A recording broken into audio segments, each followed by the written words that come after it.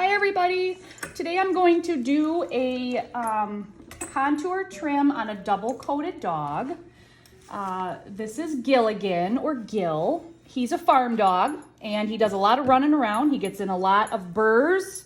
He gets in a lot of manure, and his mom and dad always like him to get a nice tailored silhouette trim, or what I call a contour trim. So you're basically echoing the shape of the dog and just leaving some extra hair, but taking up all the long stuff that's going to collect all of the environmental things that these dogs deal with on a daily basis when they're out in the country or hiking.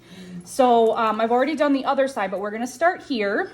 And I like to work front to back. You guys can do whichever you like, but I've already combed out the coat and brushed out the coat to get all the loose stuff out. Oh wait, we found something here. Hold on.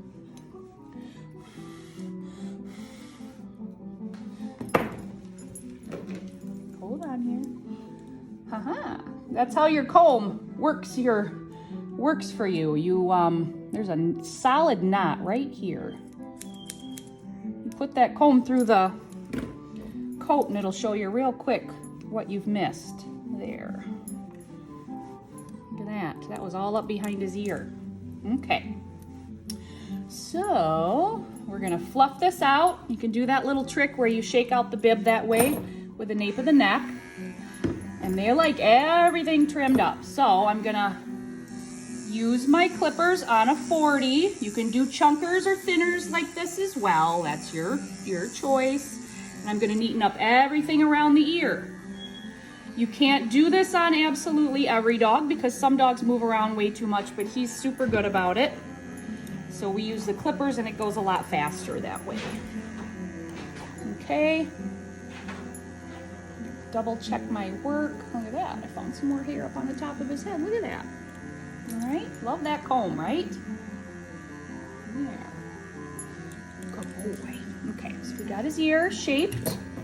You can do this real careful if you want and just make that nice little contour around the edge of the ear. And then I'm going to amplify the coat with my comb, kind of comb it up, give it that little shake so that everything stands up, and then I'm just going to trace the outline of his shoulder.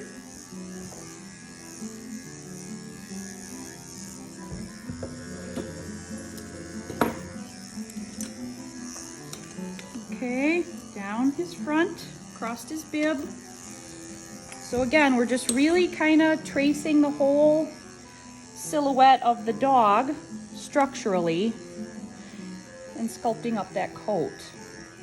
Now legs you can do either way. I like to pick up a leg first to set the length and then set a leg underneath them to make sure I've gotten all the sticky outies, because you're gonna find that when you lift up that leg and trim off length, that when you set the leg down, it's not gonna look even. It's gonna look different because you're holding that leg up and away from the body.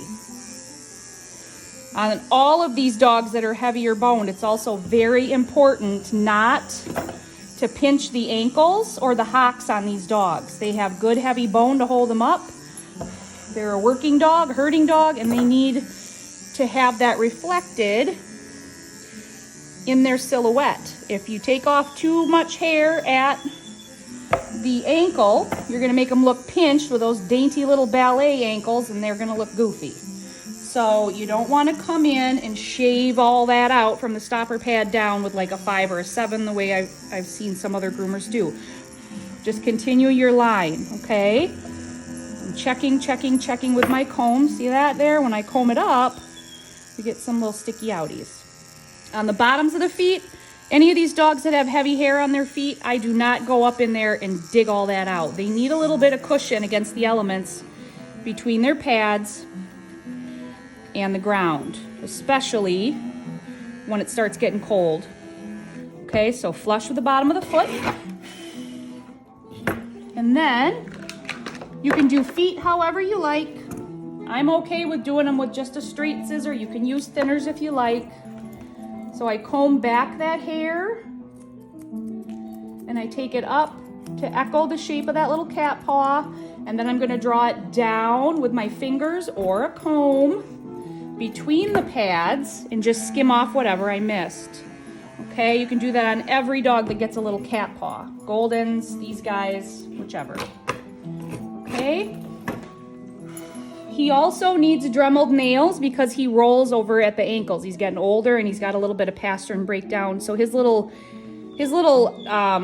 toenails are ground on the top, but they get pointed off to one side because he rolls, I think, outward when he comes back with each reach. So his nails will wear unevenly, kind of like a car tire that needs an alignment.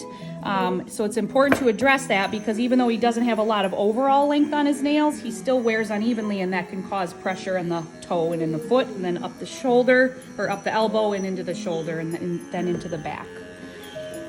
I think he's 9 now. Okay, so when we're doing the side coat, we don't want to just come off and hack it off, right? We want to kind of echo the barrel of the dog, the rib spring, okay? So that nice pretty torso, or not torso, but barrel of the dog when we take off the side coat. So we're using our clipper kind of as an eraser. Double check the hair behind the elbow. See that? All popped out. Pick up that leg, make sure we got the hair up underneath the elbow. Look at that, there was a mat up in there floating. Okay, and then skim off. Sorry about that, I've got a new dog over there who's got a slow leak. He's kind of whiny today. Okay, and once we get the side coat off,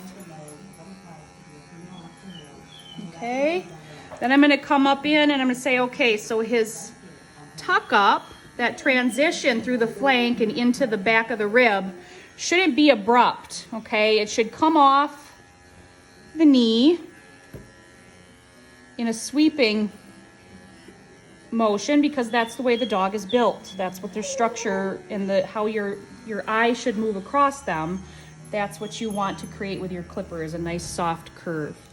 Then you can come in, take the hair off across the knee, and again, I'm just grazing this and kind of sculpting it. And then I'm going to grab the hair across the gaskin, if you will, and shape all that. I see something here. I just want to double check the front of that arm. Yep, that looks okay. Make sure you can kind of pop this out. And make sure you get all of that too, just in case there's any little hairs in there. And then I like to do the foot and the hock first before setting in the pants or the pantaloons or the rump. So I'm gonna do the bottom of the foot first. I'm drawing that leg up, not too high, just in their normal range of motion, and skimming off all the hair across the pad, flush with the bottom of the foot. I am not digging up in there, and you can take a little bit of the hair off up above the tarsal pad too. And then you can either use thinner straight shears or your clipper. I'm gonna look at this dog when he is standing pretty squarely and see that I need to leave more hair at the bottom of the hock than the top of the hock, because the hock should remain well let down.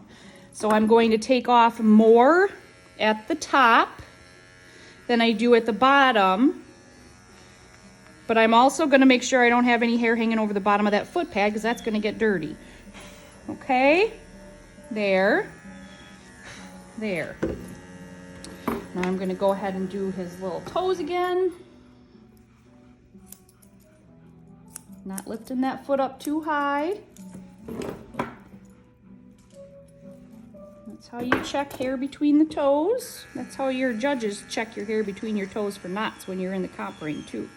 Don't forget that. That's a deal breaker. Okay, and just making sure, yep, okay, got it all. Now I'm gonna take the tail out of the equation, and I'm gonna comb all this up, kind of give it a little shake, get his foot back underneath him so he's standing comfortably.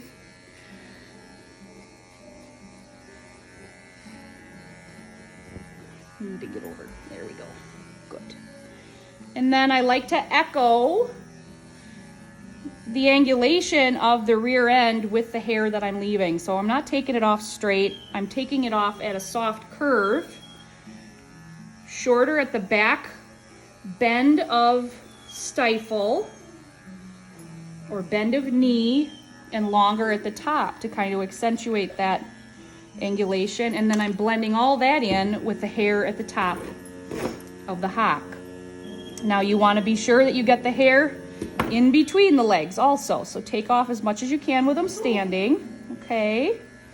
And then you're very carefully going to trace that same line you've created with your clipper and just neaten everything up on the inside of that leg so that they don't have a hair curtain underneath there.